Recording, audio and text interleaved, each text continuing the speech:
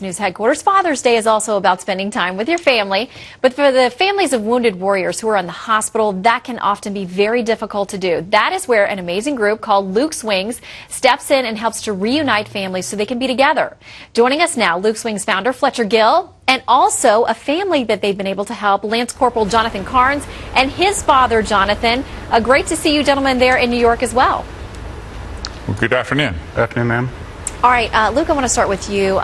We've featured your mission before, and it is such an amazing thing, and our viewers have responded very well to what you're trying to do because we all care about military families being able to be together. How much more important is it on holidays like this, on Father's Day or Christmas and other important days? Well, thank you so much for having us on, and I want to say thanks to your viewership. I don't know if they know this, but last November when we were on with you, we walked out of the studio and in about 3 days raised about $60,000, which we used to reunite wounded warriors and their families on Christmas morning, which was just a wonderful thing for us. You know, these service members are injured in battle and they come back and they spend 3, maybe 4 years in the hospitals recovering.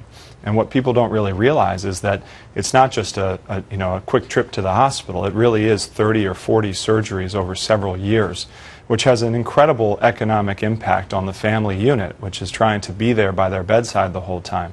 They'll spend thousands and thousands of dollars and perhaps even go very close to bankrupt to be there and to be the non-medical attendants.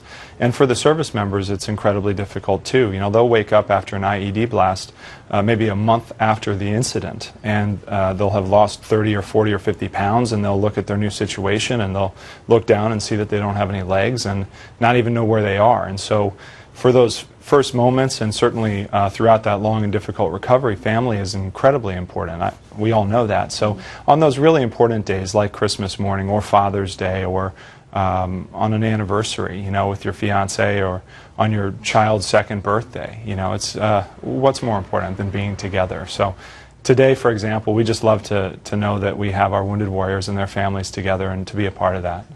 And we're going to talk to one of those families. Lance Corporal Carnes, first of all, thank you so much for your service. You were injured in a blast last November. You've got your dad there with you. Tell us what it means for you to be able to have your family and have your father with you through your recovery process. Yes, ma'am. Well, first of all, it was definitely traumatic waking up and, you know, first things out of your mouth was what happened. And then all of a sudden you look left and look right, and I was able to see my father. And it was really, really, it was an emotional moment, to be honest.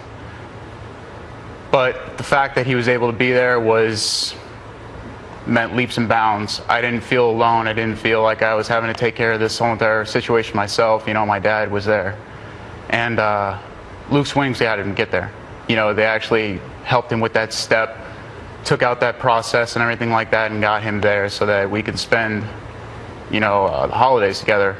And Thanksgiving, Christmas, all those holidays during that time was spent together because of them.